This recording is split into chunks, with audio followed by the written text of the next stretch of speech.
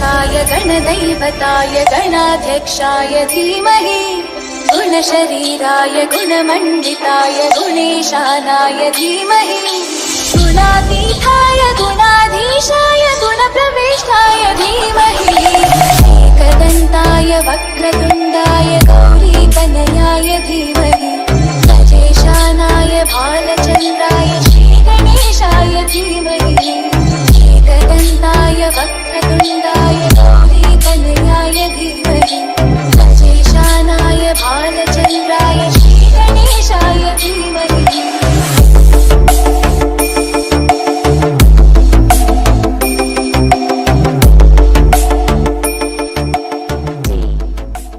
ओम शांति।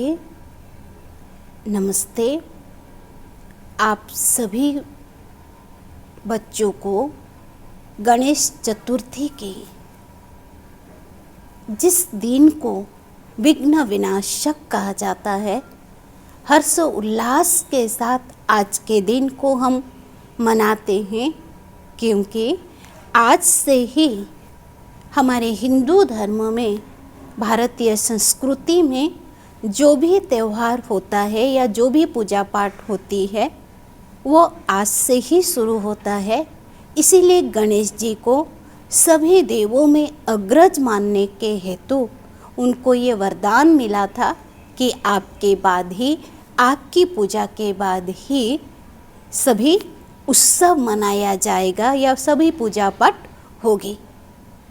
तो आज हम इस गणेश चतुर्थी का वास्तविक अर्थ क्या है और इस गणेश चतुर्थी को हम क्यों मनाते हैं और उसको मनाने से हमारे जीवन में क्या परिवर्तन होगा, आज उसी के बारे में जानेंगे।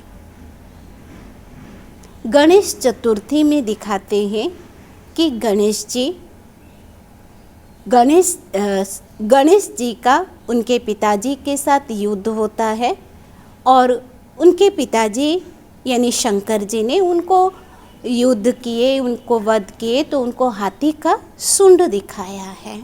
गणेश जी के मस्तक में, गणेश जी के चेहरे में हाथी का सूंड दिखाया है। तो इसका अर्थ है कि हमारे जीवन में चाहे वो नर हो या नारी हो या पशु हो, परमात्मा ने जब इस संसार की रचना रचे, इस सृष्टि की रचना रचे, तो हर एक के अंदर कुछ ना कुछ ऐसा एक के गुण दिए, ऐसी एक के विशेषताएं दिए जो कि हम मानव को उस गुणों को, उस विशेषता को सीखकर अपने जीवन को श्रेष्ठ बनाना है। इसीलिए गणेश जी के चेहरे में हाथी का सूंड का रूप दिखाया है। हाथी का अर्थ है एक व्रता, इसीलिए वहाँ एक दांत को दिखाते हैं, एक दंता। गणेश जी को एक दंता क्यों कहा जाता है?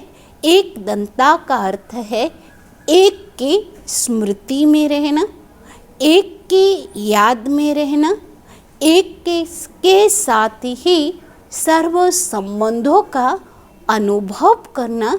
इसीलिए गणेश जी को एक के दंता कहा जाता है, जिसके लिए ये भी कहा जाता है कि पिता व्रता और पति व्रता की निशानी, एक की निशानी, एक में ही बुद्धि लगाने की निशानी, एक में ही सर्व संबंधों का अनुभव करने की निशानी, यह एक के दंता है। उनके मस्तक पर तिलक, यानी वो कौन सा तिलक? अपने भाग्य का तिलक, अपने परमात्मा पिता की स्मृति का तिलक। जिस बच्चे को, जिस मानव को अपना भाग्य का अनुभव होता है, अपने परमपिता परमात्मा जो भाग्य विधाता जिसको कहा जाता है, वो स्मृति में होने के कारण वो हमारी विजय का तिलक कहा जाता है। इसीलिए परमात्मा ने कहा कि मेरे बच्चों, रोज अमृत वेले उठ, सुबह मुहूर्त में उठ, ब्रह्म मुहूर्त में उठ, एक के ही संकल्प करना कि मैं विजयी आत्मा हूँ, मेरा इस संसार में विजय हुआ ही पड़ा है। इसीलिए गणेश जी के मस्तक पर तिलक दिखाते हैं। गणेश जी के कान सुपा के जैसे दिखाते हैं। इसका अर्थ है कि सुपा जो कार्य करता है, यानी जो कचरा रहता है, किसी भी अनाज को जब हम साफ करते हैं, उस अनाज में जो कीड़ेदायक रहता है, जो कंकड़ रहता है, जो हमारे योग्य नहीं रहता है, तो सुपा क्या करता है, उसको फेंक देता है और जो अच्छाई वाली चीज़ अनाज होता है वो अपने अंदर लेता है। तो वास्तव में वो सुपा है हमारा कान। क्यों? क्योंकि हम बातें तो बहुत सारी सुनते हैं, लेकिन क्या सारी बातों को हम सुनकर अपने अंदर रखते हैं या बाहर फेंक देते हैं, या क्या बातें हमको अपने अंदर में रखना है और कौन सी बातों को बाहर फेंकना है, ये उसके परख है। जैसे महात्मा गांधी जी ने भी कहा था कि बुरा नहीं सुनना। क्यों नहीं सुनना? क्योंकि हमारी कान जो सुपे का कार्य करता है, अगर हम बुरा सुनते हैं तो वही हमारे मानस पटल में, हमारे मन में होने के कारण वो हमारी चित्त में होता है। अर्थात वो चीज़ हमको भूलने के लिए हम सोचते तो सही हैं, लेकिन हम भूल नहीं पाते हैं। क्यों? क्योंकि वो बुराई का चीज़ या वो बुराई की बातें हमारे मानस पटल पर ऐसे छप जाती है कि हम उसको भूल नहीं पाते हैं। इसीलिए महात्मा गांधी जी ने भी कहा था कि बुरा नहीं सुनना, यानी किसी की बातों को अपने अंदर धारण करने से पहले मुझे ये बातों को अपने में धारण करना पड़ेगा कि ये बातें जो मैं सुन रही हूँ, क्या ये बातें मेरे लिए योग्य है, मेरे जीवन के लिए योग्य है। इसीलिए गणेश जी के कान को सुपा के जैसे दिखाते हैं। गणेश जी के हाथों में कुल्हाड़ा दिखाते हैं, यानी वो शार्पनेस के प्रतीक है। जैसे कुल्हाड़ा के लिए बोला जाता है कि कुल्हाड़ा जितना शार्पनेस होगा उतनी ही जल्दी काट यानी लकड़ी हम काट सकते हैं। यानी कोई भी चीज़ जो मोटा हो, जो बुरा हो, जो हमारे योग्य नहीं हो, उसको कटिंग करने के लिए, उसको कैंसल करने के लिए, उसको डिलीट करने के लिए हमारी बुद्धि भी ऐसे ही शार्पनेस होनी चाहिए। इसीलिए गणेश जी के हाथों में कुल्हाड़ा दिखाया है। तो अगर कुल्हाड़ा का अर्थ हम हिंसात्मक चीज़ को मानेंगे, तो क्या गणेश जी हमको हिंसा का संस्कार या मारने का संस्कार या लड़ाई का संस्कार सिखाएंगे? नहीं। क्यों? क्योंकि वो तो बुद्धिदाता है ना। गणेश जी को बुद्धिदाता कहा जाता है। तो हमारी बुद्धि में वो कुल्हाड़े का शार्पनेस होना चाहिए, जो कि हिंसा को काट अहिंसा को, जिसके लिए बोला जाता है अहिंसा परमो धर्म है, उसको हमको अपने जीवन में धारण करना है। इसीलिए कृष्ण जी के हाथों में कुल्हाड़ा दिखाते हैं। कृष्ण जी के हाथों में शास्त्र यानी विद्या यानी पुस्तक दिखाते हैं कि वास्तव में जीवन एक पढ़ाई है। इसीलिए कहा जाता है कि लाइफ इज एग्जाम, जीवन एक परीक्षाएं है। अगर लाइफ इज ए एग्जाम है, जीवन एक परीक्षाएं है, तो इस जीवन रूपी परीक्षाओं में हमको तो पढ़ना पड़ेगा ना। उस संसार रूपी स्कूल और कॉलेज में हमको तो क्या क्वेश्चन आएगा ये तो भले ही पता है, लेकिन जीवन रूपी इस परीक्षा में कौन सी परीक्षा आएगी मुझे ये नहीं पता। लेकिन जीवन रूपी इस पढ़ाई में, इस स्कूल में, जीवन रूपी इस पढ़ाई में अगर मैं हमेशा अपने को स्टूडेंट के रूप में मानकर अपने जीवन को अगर मैं पढ़ती रहूँगी कि मुझे हमेशा अच्छा बनना है, टॉप 10 में आना है, तो मैं ज़रूर विजयी बनूंगी। यानी मेरे हाथ में वो विद्या का ज्ञान या वो बुद्धि का ज्ञान जरूर आएगा। इसीलिए गणेश जी के हाथों में शास्त्र दिखाते हैं। गणेश जी का एक पाँव ऊपर और दूसरा पाँव नीचे होने का स्थान है हमारी उपराम स्थिति का, कि संसार में रहते हुए हमारी बुद्धि, हमारा मन किसी भी भौतिक आकर्षण में आकर्षित ना हो, तब जाकर हम इस संसार में रहते हुए उपराम की स्थिति यानी उस ऊपर में रहने वाला जो परमात्मा निराकार शिव है उसके साथ हमारा बुद्धि का योग लगे। क्योंकि शिव का बच्चा गणेश कौन बनेगा? जिसकी बुद्धि शार्पनेस हो, जिसका एक के दंता हो, एक के वृत्ताक का हो, जिसके कान सुपे के जैसा हो, यानी अच्छाई को धारण करने वाला हो। ये उसका प्रतीक है।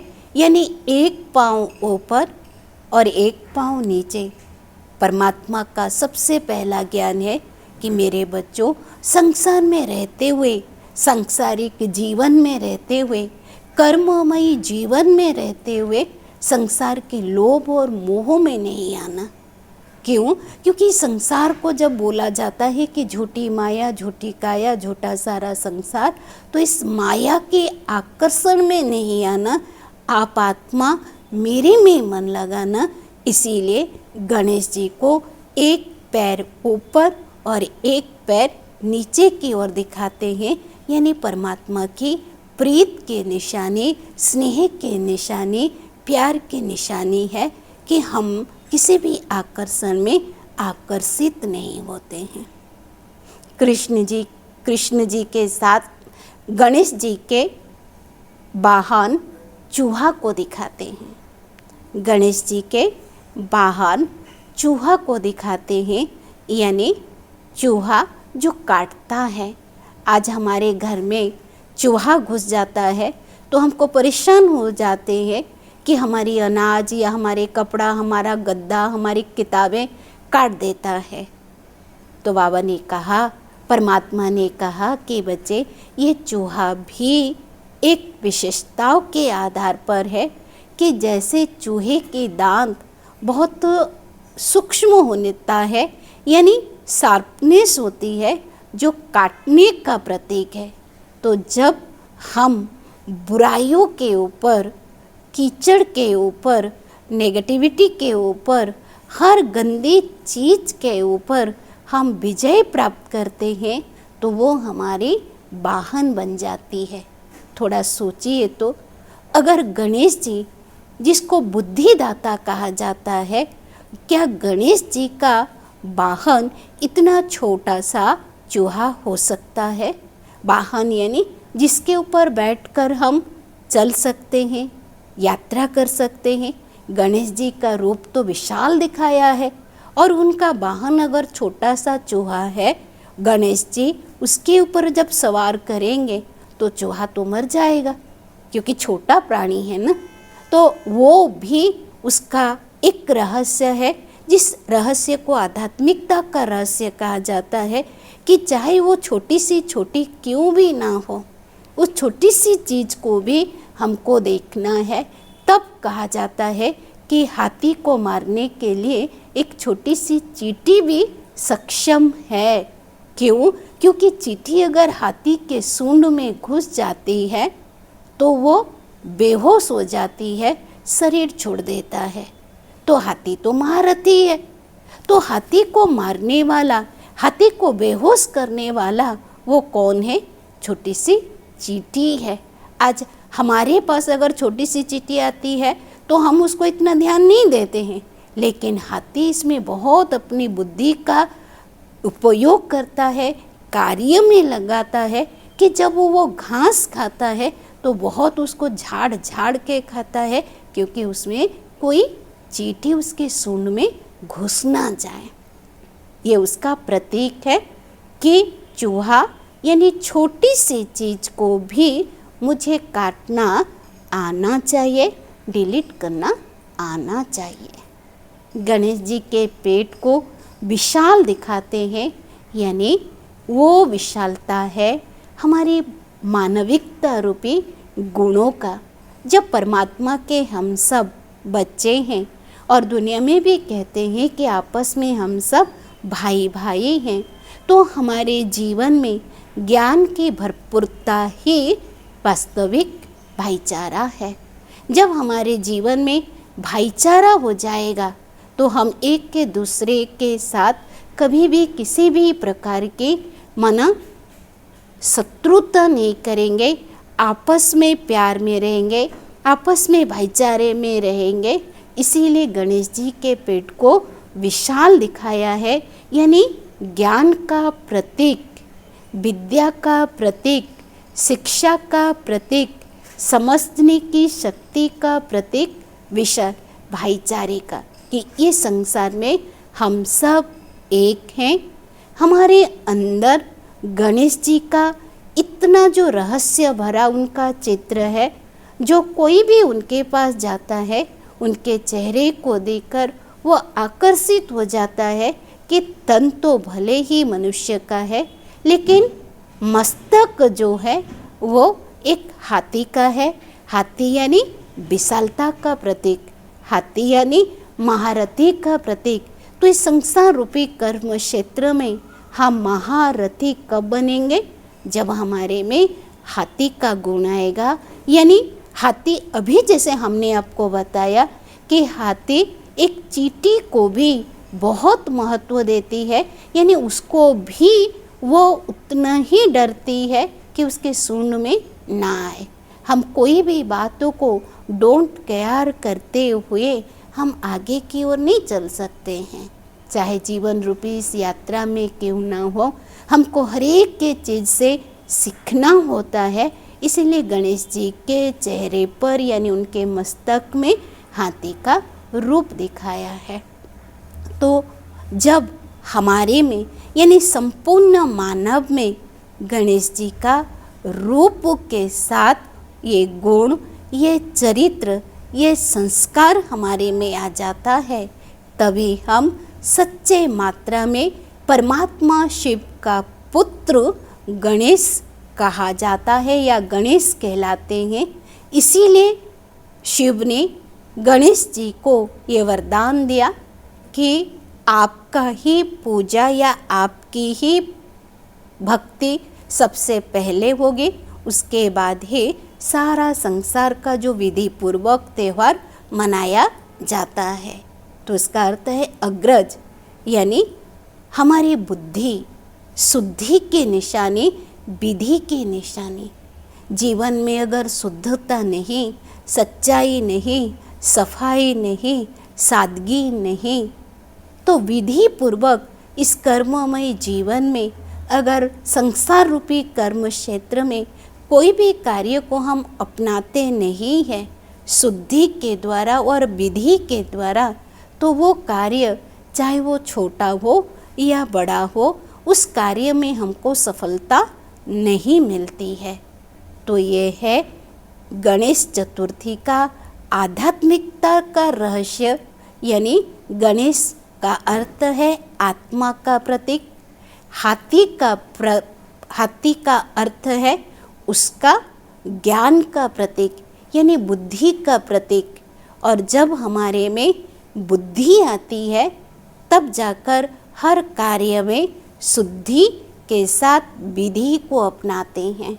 और जब हम बच्चे या हम आत्माएं, हम मानव बुद्धि और सिद्धि को अपनाते हैं, तब जाकर हम सच्चे मात्रा में परमात्मा शिव निराकार के संतान श्री गणेश कहा जाता है या श्री गणेश कहलाते हैं।